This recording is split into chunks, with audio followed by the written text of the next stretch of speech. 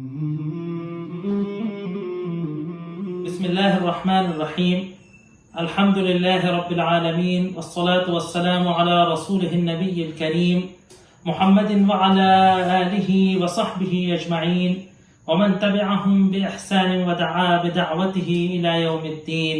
أما بعد، فقال الله سبحانه وتعالى: فأعوذ بالله من الشيطان الرجيم، بسم الله الرحمن الرحيم، إنه من سليمان وإنه بسم اللہ الرحمن الرحیم. صدق اللہ العظیم. محترم ناظرین، السلام علیکم ورحمۃ اللہ وبرکاتہ. گزشتہ نشست میں ہم نے تعوذ کے سلسلے میں یعنی اعوذ باللہ من الشیطان الرجیم قرآن کی تلاوت سے پہلے اس تعوذ کے سلسلے میں ہم نے گفتگو کی تھی، جس میں مختصر طور پر ہم نے اس بات کو جانا کہ اللہ تبارک و تعالی نے اپنے بندوں کو اس کے کلام کی تلاوت کرنے سے پہلے اس بات کا حکم دیا ہے کہ وہ شیطان رجیم سے، کہ جو ان کا دشمن حقیقی ہے، جو ان کے ایمان کو، ان کے آخرت کو ان سے چھین لینا چاہتا ہے، اس سے پناہ مانگنے کا حکم دیا کہ وہ جناب بارگاہ الہی میں جناب خدا سے، اللہ تبارک و تعالی سے پناہ مانگیں، اللہ کی پناہ میں آ جائیں اس شیطان رجیم کی شر سے، اس کے حملوں سے اور اس کے گمراہ کر دینے کے جو اندیشے ہیں اس سے. اس سلسلے میں کچھ گفتگو ہوئی تھی. آج جو گفتگو ہونی ہے وہ بسملہ کے بارے میں ہونی ہے، یعنی بسم اللہ الرحمن الرحیم. عربی زبان کا ایک طریقہ ہے کہ وہ افعال، وہ جملے کہ جن کا بہت زیادہ استعمال ہوتا ہے اور زبان میں یا دوران کلام جن کو بہت بار کہا جاتا ہے، تو دیگر زبانوں کی طرح عربی میں بھی، قدیم عربی میں اس بات کا رواج تھا کہ ان کو کوڈ ورڈ کی طرح شارٹ کٹ کر کے ان کا استعمال کیا کرتے تھے. یعنی دو الفاظ کے حروف میں سے کچھ حروف لے کر ایک لفظ بنا لیا کرتے تھے. جس طریقے سے کہ بسم اللہ الرحمن الرحیم، تو بسم اللہ میں سے بسملہ بنا لیا، تو بسملہ یعنی بسم اللہ الرحمن الرحیم کا شارٹ کٹ. فقہاء مفسرین اپنی کتابوں کے اندر، علوم قرآن میں کتابوں کے اندر بسم اللہ الرحمن الرحیم کے لفظ کے پڑھنے کو بسملہ کی ہیڈنگ سے کہا جاتا ہے. اسی لیے ہم نے بھی آپ سے اس کو اسی اصطلاح میں استعمال کیا. جیسے کہا جاتا ہے حلل، تو لا الہ الا اللہ کے کلمے کو کہنے کو کہا جاتا ہے کہ اس شخص نے لا الہ الا اللہ کہا، اس کو عربی میں کہیں گے حلل، اس نے حلل یعنی لا الہ الا اللہ کہا. حوقل، کہ کسی شخص نے لا حول ولا قوت الا باللہ، تو حوقل کہ لا حول اور قوت سے قاف لے لیا. تو اسی طریقے سے بہت سارے الفاظ ہیں، ہے نا. سبح، کہ کسی نے سبحان اللہ کہا، تو اسی طریقے سے تعوذ، اعوذ باللہ من الشیطان الرجیم کہنے کو تعوذ کرنا کہا جاتا ہے، بسملہ. تو قرآن کے تلاوت سے پہلے بسم اللہ الرحمن الرحیم پڑھا جاتا ہے، اس کی تلاوت کی جاتی ہے. اس کے تعلق سے انشاءاللہ آج کچھ مختصر بات کرنے کی کوشش کی جائے گی. اس کے تعلق سے کچھ ضروری معلومات آپ تک پہنچانے کی کوشش کی جائے گی.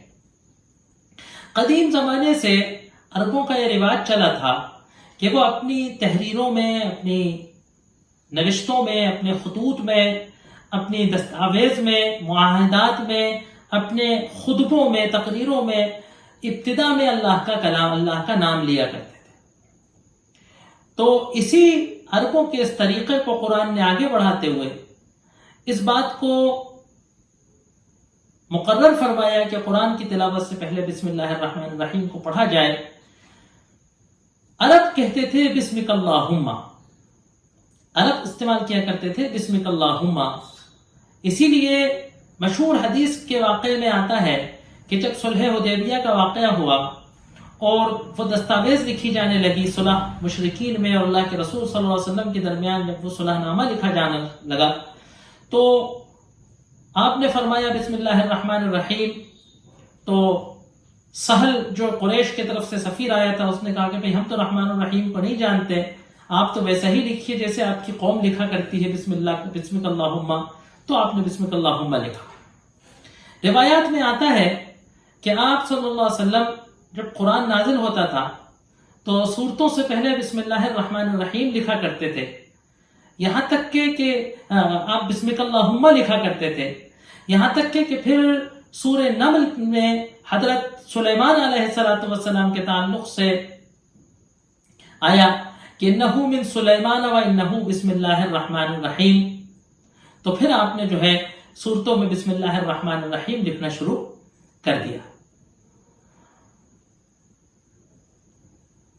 اس کا مطلب کیا ہے؟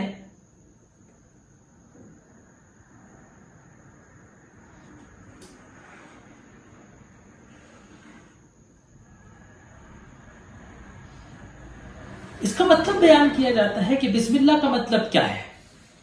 یہ بے کے ساتھ لفظ استعمال ہوتا ہے کہ اللہ کے نام سے۔ اب اللہ کے نام سے کیا ہے؟ تو بعض علماء نے کہا کہ اس کا مطلب ہے کہ میں اللہ کے نام سے شروع کرتا ہوں، میں اپنی تلاوت یا اپنا کلام یا اپنے اس عمل کا آغاز اللہ کے نام سے کرتا ہوں۔ بعض نے کہا کہ یہ با استعانت کی ہے، کہ صحبت کی ہے، اللہ کے نام کے ساتھ استعمال کرتا ہوں۔ اللہ کے نام سے مدد اور اللہ کے نام سے استعانت اور اللہ کے نام سے اپنے اس عمل میں تبرک اور اللہ کے نام کی برکت کے ساتھ شروع کرتا ہوں۔ بہرحال اعراب کے اعتبار سے، عربی دانی کے اعتبار سے مختلف معانی کیے جا سکتے ہیں۔ کل ملا کے مطلب یہ ہے کہ ہر عمل کو اللہ کے نام سے شروع کیا جائے۔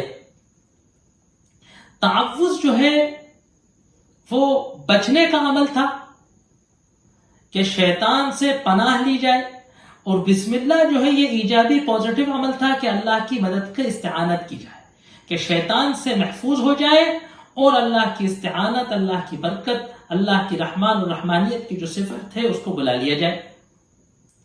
یا بعض علماء نے کہا کہ احادیث کے اندر آیا ہے کہ بسم اللہ الرحمن الرحیم کے فضائل میں آگے بیان کریں گے، کوشش کریں گے کہ فضائل میں آتا ہے بسم اللہ الرحمن الرحیم کہ حرز من الشیطان، یہ شیطان کو بھگا دینے کے لیے، شیطان کے راستوں کو روک دینے کے لیے، شیطان کی تدبیروں کو مان کر دینے کے لیے ہوتا ہے۔ تو پہلے تو ہم اللہ تبارک و تعالیٰ سے طلب کرتے ہیں، پناہ مانگتے ہیں کہ وہ شیطان کے حملوں سے، شیطان کے بہکاووں سے، شیطان کے وسوسوں سے ہماری تلاوت میں، ہماری قرآن فہمی میں، ہماری تفسیر میں، ہمارے قرآن کے پڑھنے اور سیکھنے میں شیطان کسی طریقے سے عمل دخل نہ کرے، اس کا ہم اللہ سے طلب کرتے ہیں۔ پھر خود ہم اس کی ایک تدبیر کرتے ہیں کہ بسم اللہ پڑھ کر، اللہ کے نام کی مدد پڑھ کر، اللہ کے نام کی استعاذہ، اللہ کے نام سے استعانت حاصل کر کے ہم جو ہے شیطان کو بھگانے اور اس کے اثر کو خام کرنے کی تدبیر کرتے ہیں۔ اسم کہتے ہیں عربی زبان میں نام، اسم کہتے ہیں عربی زبان میں نام۔ دیکھیے ہر چیز کے تین روپ ہوتے ہیں۔ ایک اس کی حقیقت ہوتی ہے، ہر انسان ہے، ایک اس کی حقیقت ہے، ایک اس کا وجود ہے۔ ایک اس کی صورت ہوتی ہے، یہ چہرہ جس سے ہم شناخت کی جاتی ہے کہ یہ ہم ہے۔ یہ صورت جو شکل ہے یہ میں تمہیں اور آپ میں فرق پیدا کرتی ہے۔ اور تیسری چیز ہے جو اس کا نام ہے، جس سے وہ پہچانا جاتا ہے۔ اب آپ دیکھ کر تو سمجھ گئے کہ میں ہوں اور آپ ہیں، لیکن میں فلاں ہوں اور آپ فلاں ہیں۔ یہ شناخت ہم دونوں کا جو ہے، تعارف جو ہم دونوں کے درمیان جو فرق ہے وہ ہمارا نام پیدا۔ تو یہ تین چیزیں لازم ملزوم ہے، ایک وجود، ایک شکل اور ایک نام۔ یہ نام جو ہے یہ علم کی بنیاد ہے۔ جب ابتدائی آفرینش ہوئی، جب اللہ تبارک و تعالیٰ نے دنیا میں انسان کو پیدا فرمایا، حضرت آدم علیہ السلام کو بنایا گیا، تو انسان کو جو کچھ علم دیا گیا دنیا کا، کائنات کا سارا علم جو انسان کو دیا گیا، اس کے بارے میں اللہ تبارک و تعالیٰ فرماتا ہے کہ وَعَلَّمَ آدَمَ الْأَسْمَاءَ كُلَّهَا، کہ ہم نے آدم کو سارے نام سکھا دیے۔ تو جو نام ہے وہ چیز کی حقیقت کی طرف لے جاتا ہے، کہ نام سے چیز شناخت کی جاتی ہے، اور نام دلیل ہے کسی ذات و صفات کو پہچاننے کا۔ لوہا، آگ، پانی، آسمان، زمین، سمندر، پہاڑ، یہ نام ہے، لیکن ان کا مدلول کوئی چیز ہے۔ زمین ایک چیز ہے، آسمان ایک چیز ہے، آگ ایک چیز ہے۔ انسان نام جاننے کے بعد اس کو پہچانتا ہے، وہ پہچاننے کا نتیجہ کیا ہوتا ہے کہ وہ سمجھ جاتا ہے کہ آگ کی صفت یہ ہے کہ اس میں تپش ہے، گرمی ہے، انگلی اس میں چپک جائے گی تو جل جائے گی۔ آسمان فلاں ہے، زمین فلاں ہے، تو کسی چیز کی ذات کو اور اس کے صفات کو اور اس کی شناخت کو پہچان لینا یہ اس کے نام کو جاننے کا لازمی نتیجہ ہے۔ تو اسم ہے کسی چیز کا نام، اللہ کا نام، یہ اس کے وجود کا، اس کی ذات کا دلالت کرنے والا۔ کس کا نام؟ اللہ کا نام۔ شروع کرتا ہوں میں اللہ کے نام سے، اللہ کی مدد سے۔ اللہ کیا ہے؟ یہ اسم الجلالہ، تفسیروں میں لکھا پائیں گے آپ کہ اسم الجلالہ یہ اللہ تبارک و تعالیٰ کی جو ذات کا اصلی نام ہے وہ اللہ ہے۔ علماء لغت کے اندر مفسرین حضرات میں اختلاف ہے اس بات میں کہ یہ لفظ الہ سے بنا ہے۔ عربی کا ایک طریقہ ہے کہ الف لام لگا دیتے ہیں تو کوئی چیز پراپر کامن ناؤن سے پراپر ناؤن ہو جاتا ہے، کسی چیز کی خاصیت ہو جاتی ہے۔ تو یہ الہ پر اللہ لگا دیا ہے الف لام لگا کر کہ خاص اللہ جس کا کوئی دو ثانی نہیں ہے۔ یہ الہ یا الہ الہن سے اللہ ہے، یا یہ لفظ مشتق نہیں ہے۔ عام طور سے عربی زبان کے اندر حروف الفاظ مشتق ہوتے ہیں، کسی مصدر سے لفظ نکلتا ہے اور اس سے الفاظ اور اسما بنتے ہیں، لیکن اکثر محققین کا، اہل زبان اور لغت والوں کا یہ خیال ہے کہ یہ اللہ کا لفظ کسی سے مشتق نہیں ہے، کیونکہ اللہ کسی سے مشتق نہیں ہے اور اللہ سے کوئی مشتق، اللہ کی جنس کا کوئی نہیں ہے، اسی لیے اس کا نام بھی اللہ تبارک و تعالیٰ نے اپنا نام بھی ایسا بنایا ہے کہ جس سے نہ کوئی مشتق ہوتا ہو، نہ وہ کسی نام سے مشتق ہوا ہو، نہ اس کی جمع آتی ہے، نہ اس کی تثنیہ آتی ہے، نہ اس کا مذکر آتا ہے، نہ اس کا مؤنث آتا ہے نا؟ کیونکہ اللہ لیس کمثلہ احد لم یکن لہ کفوا احد لم یلد ولم یولد، نہ تو وہ کسی سے پیدا ہوا ہے تو نہ اس کا نام کسی سے مشتق ہوا ہے، نہ اس سے کوئی پیدا ہوا ہے نہ اس کے نام سے کوئی مشتق ہوا ہے۔ وہ تنہا ہے، احد ہے، صمد ہے، یکتا ہے، روز یکتا ہے، اس جیسی کوئی دوسری ہستی نہیں ہے، اس لیے اس کے نام جیسا بھی کوئی دوسرا۔ تو یہ اللہ لفظ جامد ہے، مشتق نہیں ہے، نہ اس کا واحد، نہ اس کی تثنیہ آتی ہے، نہ اس کی جمع آتی ہے، نہ اس کی تانیث آتی ہے، یہ اسم الجلالہ ہے۔ لفظ الہ کہتے ہیں، ولہ کہتے ہیں کسی ہستی کو دیوانوں کے طرح، پاگلوں کے طرح بدحواس ہو کر کسی ہستی کو چاہنا، کسی ہستی کو ماننا، اس کو الہ کہتے ہیں۔ اسی لیے اس سے ملتا جلتا لفظ اللہ تبارک و تعالیٰ کے لیے اللہ ہوا ہے کہ وہ ذات کہ جس سے دل جڑتے ہیں، وہ ذات کہ جس کے طرف لوگ لو لگاتے ہیں، وہ ذات کہ جس سے دیوانوں کی طرح، پاگلوں کی طرح، بدحواسوں کی طرح جس سے لو لگائی جاتی ہے، جس سے دعا مانگی جاتی ہے، جس کے جناب میں پناہ لی جاتی ہے، جس کے طرف سارے سہاروں سے مایوس ہو کر جس سے سہارا لیا جاتا ہے، جس سے توکل کیا جائے، جس سے دعا کی جائے، جس سے پناہ مانگی جائے، جس کے دامن کو تھاما جائے، جس سے التجا کی جائے، ہے نا؟ دیوانوں کی طرح، پاگلوں کی طرح، جس کو بدحواسوں کی طرح جس کو چاہا جائے، وہ ذات جو ہے اللہ کی۔ الرحمن الرحیم، اللہ کے نام کے ساتھ دو صفتوں کا ذکر کیا گیا۔ اسی لیے بعض مفسرین نے کہا کہ بسم اللہ الرحمن الرحیم جو ہے، ابھی سورہ فاتحہ میں جو الرحمن الرحیم آئے گا وہاں بیان کیا جاتا ہے کہ بسم اللہ الرحمن الرحیم جو ہے، اس کی فضیلت یہ ہے کہ اس میں کل علوم الہیہ، جو توحید کا علم ہے، الہیات کا جو علم ہے نا، کہ اللہ کے بارے میں جو کچھ جاننے کا علم ہے، اس کا کمال بسم اللہ الرحمن الرحیم ہے، کیونکہ اس کے اندر اللہ کی ذات کا نام بھی آیا ہے اللہ کا، اور اس میں اللہ کی تمام صفات کا مجموعہ بھی رحمان الرحیم کی طرح جائے کہ رحمان انتہائی مہربانی کرنے والا، رحیم کہ جو انتہائی مہربان ہو۔ یہ دو لفظ ہیں ایک ہی مصدر کے، رحم سے نکلے ہیں۔ یہ دو لفظ ایک ہی مصدر سے نکلے ہیں، رحم سے، اور رحم کہتے ہیں ہمدردی کو، رحم کہتے ہیں مہربانی کو، رحم کہتے ہیں انتہائی شفقت و پیار کو، ہے نا، رحم کہتے ہیں عذاب سے بچانے کو. تو یہ لفظ رحم جو ہے نا، رحمہ، جس کا سب سے بڑا پرتو، جس کا سب سے بڑا مظہر انسانی زندگی میں ماں کی ممتا سے ہے. اسی لیے حدیث کے اندر آیا کہ اللہ تبارک و تعالیٰ نے رحمت پیدا کی، پھر اس کا ایک حصہ زمین پر اتارا.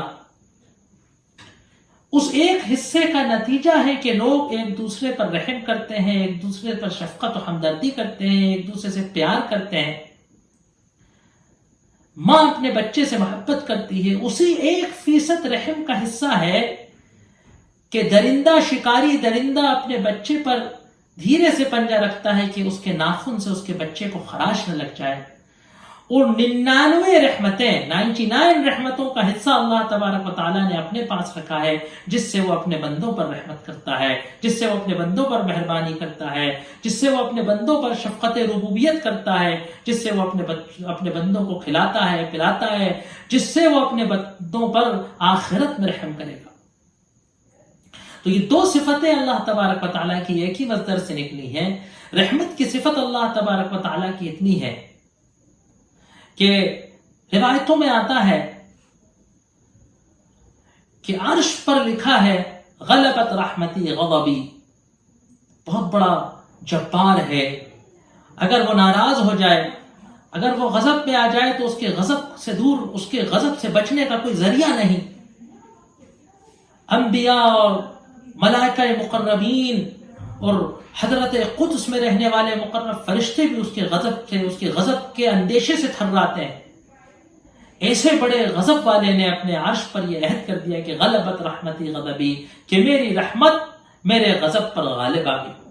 تو اسی لیے ابتدائے قرآن کے وقت اس صفت رحمت اور رحمانیت کا ذکر کیا جاتا ہے، کیونکہ اللہ تبارک و تعالیٰ کی سب سے بڑی رحمانیت کا مظہر یہ کلام ہے کہ جس نے اس کو اپنے بندوں کے لیے اتارا. وہ دنیا اور آخرت کی تمام سعادتیں، دنیا اور آخرت کی تمام کامیابیاں، دنیا اور آخرت کی تمام مسرتیں اس کلام کے اندر پنہا کر بیٹھتی. اکثر بیشتر یہ بات آتی ہے، میں کہا کرتا ہوں کہ جب سے اللہ تبارک و تعالیٰ نے اس دنیا کو بنایا ہے، اس سے بڑی اس کی کوئی نعمت انسانوں پر نہیں آئی ہے. جب سے انسان کو اس دنیا میں بھیجا ہے اور اسے پیدا کیا ہے، اللہ تبارک و تعالیٰ کی قرآن نازل کرنے کی نعمت سے بڑی نعمت اللہ تبارک و تعالیٰ نے انسان کو ابھی تک نہیں دی. تو یہ اس کی رحمانیت کی اور اس کی رحمت کا مظہر ہے کہ یہ قرآن دیا گیا ہے. اور اس کے رحمان اور رحمانیت کے اس مظہر کا نتیجہ یہ ہوگا کہ ہم اس کلام کو پڑھیں تو وہ ہمیں ہدایت دے اور شیطان سے ہماری حفاظت فرمائے. ایک لفظ اس میں رحمان ہے اور ایک رحیم ہے. ایک وزن فعلان سے بنا ہے. رحمان وزن فعلان، جیسے کہتے ہیں غضبان، جوعان، کہ کسی صفت کے ابال کو عربی زبان میں بیان کرنا ہو تو فعلان کے وزن سے بیان کیا جائے. جیسے غضبان بے حد ناراض، جوعان بے حد بھوکا، ہے نا. اور جو رحیم ہے وہ صفت فعیل سے آیا ہے. عجیب و غریب دونوں مصدر ہے.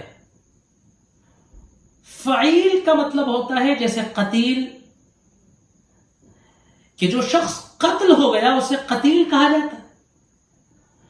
اب تو وہ قتل ہو چکا تھا، اس کی صفت قتیل کو اس پہ سے نہیں ہٹایا جا سکتا. کہ فعیل وہ صفت ہے کہ کسی عمل کرنے کے نتیجے میں وہ ہمارا نام ہی پڑ جائے، کہ کیونکہ ہم قتل ہوئے تو اس لیے ہم قتیل. تو کیونکہ اللہ اتنی رحم کرتا ہے کہ وہ رحیم ہر دم رحم کرنے والا، ہر وقت رحم کرنے والا. اب اہل لغت نے یہاں ایک نقطہ چھڑا کہ رحمان زیادہ بڑی صفت ہے کہ رحیم زیادہ بڑی صفت ہے. تو اکثر مفسرین نے کہا کہ رحمان بڑی صفت ہے. اسی لیے بعض مفسرین نے بسم اللہ الرحمن الرحیم کی تفسیر کرتے ہوئے لکھا کہ رحمان الدنیا و رحیم الآخرہ. دنیا میں وہ رحمان ہے کہ مومنین پر بھی رحم کرتا ہے اور کافرین پر و مشرکین پر و منکرین پر، اس کے باغیوں پر و سرکشوں پر بھی رحم کرتا ہے، ان کو بھی غلہ دیتا ہے، ان کو بھی پانی دیتا ہے، ان کو بھی سانس لینے کے لیے آکسیجن دیتا ہے۔ وہ رحیم الآخرہ، اور آخرت میں رحیم ہے، کیونکہ آخرت میں اس کی رحمت صرف مومنین کے لیے مخصوص ہو جائے گی، اور کافرین پر، مشرکین پر، باغیوں پر اور سرکشوں پر اس کی رحمت کارگر نہیں ہو، ختم ہو جائے گی۔ تو رحمان زیادہ تھا۔ لیکن اگر آپ غور کریں گے ان دونوں صفتوں میں تو یہ دونوں صفتیں ایک دوسرے سے جڑی ہوئی۔ رحمان صفت رحمت کی وفور کو بتا، بے حد مہربانی کرنا، اور رحیم صفت کے امتداد کو بتاتا ہے کہ ہر وقت رحم کرتا ہے، بے پناہ رحیم، بے پناہ رحم کرنے والا، ہمدم اور ہر وقت رحم کرنے والا۔ یعنی رحمت اس کی ذات سے ایسی جڑی ہوئی ہے کہ گویا کہ اس کا نام ہی رحمان و رحیم ہو گیا۔ دوسرا اس کے اندر ایک نقطہ یہ ہے کہ اللہ تبارک و تعالیٰ نے اس پہلے لفظ میں ہی ہمیں اس کی دو طرح کی صفتیں ہیں۔ ایک وہ صفتیں ہیں کہ جس میں کوئی دوسرا مشترک نہیں، اور ایک اللہ کے نام وہ ہیں، ایک تو اللہ کے ذات کا نام ہے اللہ، اور ایک اللہ کی صفاتی نام ہے، صفت سے جڑے ہوئے ہیں۔ اس میں دو طرح کے نام ہیں، ایک تو وہ کہ جو صفت اللہ کے علاوہ کسی سے جڑی نہیں ہے، جیسے رحمان۔ کسی کو اگر آپ رحمان کہیں گے تو یہ غلط ہوگا۔ ہم لوگ رحمان کہہ دیتے ہیں، بہت سے لوگوں کو یہ غلط بات ہے۔ اگر نام رکھنا ہے تو عبد الرحمان کہنا ہوگا، ورنہ پھر نہ رکھیے۔ اگر زبان زد نہیں ہے عبد الرحمان کہنا اور رحمان کہہ دیتے ہیں لوگ روانی میں، تو پھر نام نہیں رکھنا چاہیے۔ رکھیں تو پھر اس بات کی پریکٹس کرنا چاہیے، اس بات کی تاکید کرنا چاہیے، لوگوں کو یہ بات بتاتے رہنا چاہیے کہ نام عبد الرحمان ہے، کیونکہ رحمان خدا کا نام ہے۔ رحمان کا نام رکھنا، سوچ سمجھ کر اگر کوئی اپنا نام رحمان رکھتا ہے اور سوچ سمجھ کے اگر کوئی اپنے آپ کو رحمان کہلوائے گا تو شاید شرک ہو جائے۔ رحیم یہ ان صفتوں میں سے ہے کہ جو اللہ کے علاوہ بھی دوسروں کی ہو سکتی ہے۔ اللہ نے قرآن میں خود کہا بالمؤمنین رحیم، کہ تم مومنین، اللہ کے رسول صلی اللہ علیہ وسلم کے لیے صفت استعمال کی تو رحیم۔ تو کچھ جیسے خالق ہے نا، غافر ہے، تائب ہے نا، تو یہ اللہ تبارک و تعالیٰ کی صفت ہے۔ گناہ کوئی نہیں مغفرت کر سکتا، تخلیق کوئی نہیں کر سکتا، لیکن سمیع ہے نا۔ اللہ نے انسان کی فجعلہ سمیعا بصیرا، کہ ہم نے انسان کو پیدا کیا تو ہم نے اس کو سمیع و بصیر بنا دیا ہے نا۔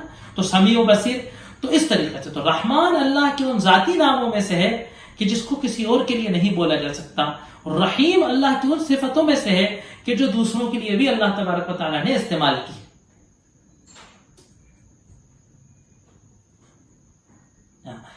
تو بسم اللہ الرحمن الرحیم، میں شروع کرتا ہوں اللہ کے نام سے، میں شروع کرتا ہوں اللہ کے نام کی برکت سے، میں اللہ کے نام سے شروع کرتا ہوں، اللہ کے نام کے ساتھ شروع کرتا ہوں۔ سارے ترجمے جو ہمارے یہاں مختلف قرآنوں میں لکھے ہیں، سب ایک ساتھ جو ہے ایک ہی مطلب کو بتاتے ہیں۔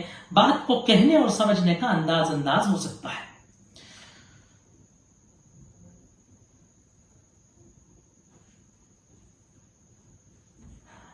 اب مسئلہ یہ ہے کہ بسم اللہ الرحمن الرحیم جو ہے اس کو قرآن میں پڑھا کیسے جائے گا؟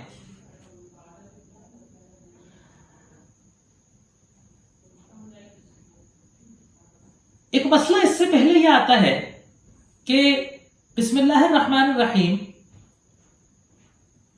کہ قرآن کی آیت ہے کہ نہیں، کہ بسم اللہ قرآن کی آیت ہے کہ نہیں، ایک مسئلہ یہ آتا ہے۔ اس سلسلے میں دو چیزوں کو جان لینا ضروری ہے۔ ایک بات تو یہ ہے کہ اس پر علماء کا اتفاق ہے، اجماع ہے تمام علماء کا، کہ حضرت سلیمان کے واقعے میں سورہ نمل کے اندر انہو من سلیمان وَإِنَّهُ بِسْمِ اللَّهِ الرَّحْمَنِ الرَّحِيمِ، کہ حضرت سلیمان علیہ السلام نے ملکہ سبا کو جو خط لکھا تھا، جو ہدہد اس خط کو دے کر ڈال کر آیا تھا ملکہ سبا کی جھولی میں، اس خط میں لکھا تھا کہ بسم اللہ الرحمن الرحیم، اس سے اس خط کو شروع کیا گیا تھا. اور اس بسم اللہ سے اس آغاز ہی نے ملکہ سبا کو اس بات کا احساس کرایا تھا کہ یہ خط کسی بادشاہ کا نہیں ہے، یہ خط کسی بادشاہ اور فوجکش کا نہیں ہے، بلکہ یہ خط کسی نبی کا ہے. کیونکہ بادشاہ تو گھمنڈ سے بات کرتے ہیں، کہتے ہیں میں ملک فلاں بولتا ہوں اپنے جبروت اور اپنی فوجوں کے بلبوتے پر، لیکن شخص یہ کہتا ہے کہ میں اللہ کے نام سے کہتا ہوں، تو یہ اللہ کی طرف سے بھیجا ہوا، یہ نبی ہے. یہ جو آیت ہے کہ انہو من سلیمان و انہو بسم اللہ الرحمن الرحیم، یقیناً یہ قرآن کی آیت ہے، سارے علماء کا اس پر اتفاق ہے. ہر سورت سے پہلے جو آیت لکھی ہوتی ہے قرآن میں، کیا وہ قرآن کا حصہ ہے، قرآن کی آیت ہے کہ نہیں، اس پر علماء کا اختلاف ہے. بہت اقوال ہیں، مختلف اقوال ہیں، جن میں سے چند جو مشہور و معروف اقوال ہیں وہ آپ کے سامنے پیش کیے جائیں. پہلا قول یہ ہے کہ بسم اللہ الرحمن الرحیم سورہ نمل کے اندر جو بطور آیت استعمال آیا ہے، اس کے علاوہ دیگر بسم اللہ الرحمن الرحیم قرآن کی آیت نہیں ہے. نہ تو وہ علیحدہ قرآن کی آیت ہے، نہ وہ کسی سورت کی آیت ہے. یہ آیات صرف سورتوں کی تمہید کے طور پر، آغاز کے طور پر، سورتوں کے افتتاح کے طور پر، اور دو سورتوں کے درمیان فرق بیان کرنے کے صورت پر، جیسے ہم لکھ کر کوئی ایسے ہے نا ایک پیراگراف لکھ کر، یا بچے امتحان کی کاپی میں ایک آنسر لکھ کر لائن کھینچ دیتے ہیں کہ ایک ختم ہوا یہاں سے دوسرا شروع ہوا، اس طریقے سے یہ مفاصل صورتیں، صورتوں کے درمیان کے جو فاصلے ہیں، یہ بسم اللہ الرحمن الرحیم کے ذریعے. بسم اللہ الرحمن الرحیم اپنے آپ میں آیت نہیں ہے، صرف سورہ نمل کی آیت جو ہے وہ بسم اللہ آیت ہے. دوسرا قول یہ ہے کہ بسم اللہ الرحمن الرحیم سورہ فاتحہ کی آیت ہے، باقی سورتوں کی آیت نہیں. تیسرا قول یہ ہے کہ بسم اللہ الرحمن الرحیم ہر سورت کی آیت ہے، ہر سورت کے اندر جو بسم اللہ الرحمن الرحیم ہے وہ اس کی ایک آیت ہے. اور چوتھا قول یہ ہے کہ بسم اللہ الرحمن الرحیم اپنے آپ میں ایک علیحدہ آیت ہے، فی نفسہ ہی آیت ہے، لیکن وہ کسی سورت کا حصہ نہیں ہے. راجح ترین قول جو ہے وہ چوتھا اور پہلا ہے کہ یا تو یہ آیت ہی نہیں ہے، صرف ہمیں اعوذ باللہ من الشیطان الرجیم کی طرح اس کو پڑھنے کا حکم دیا گیا ہے، یا یہ کہ یہ اپنے آپ میں ایک آیت ہے لیکن کسی سورت کی، نہ فاتحہ کی نہ کسی دوسری سورت کی آیت ہے، یہ مستقل اپنے آپ میں ایک آیت ہے. اس قول کو تھوڑی سی تقویت اس بات سے ملتی ہے کہ اس بات کی کوشش کی گئی تھی کہ قرآن میں غیر قرآن کا کوئی چیز نہ رکھی جائے. اگر یہ کوئی آیت نہ ہوتی یا کسی آیت کا حصہ نہ ہوتا تو پھر اس کو قرآن میں رکھنا مشکل تھا.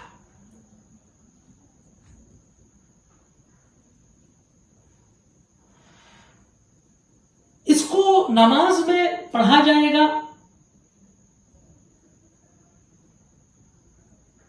دوسری ایک بات اس کے بارے میں جاننا بہت ضروری ہے کہ قرآن کی ہر سورت سے پہلے بسم اللہ لکھی ہوئی ہے.